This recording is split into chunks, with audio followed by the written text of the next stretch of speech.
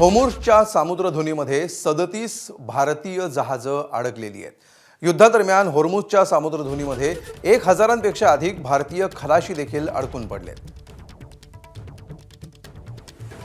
त्यामुळे या ठिकाणाहून आता या जहाजांची सुटका कधी होणार, त्यांचा पुढचा प्रवास कधी सुरू होणार याची सर्वांनाच प्रतीक्षा आहे.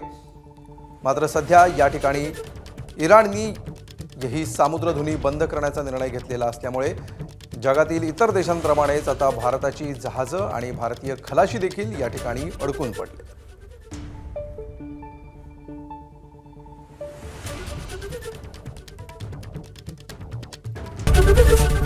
एबीपी माझा, उघडा डोळे बघा नीट.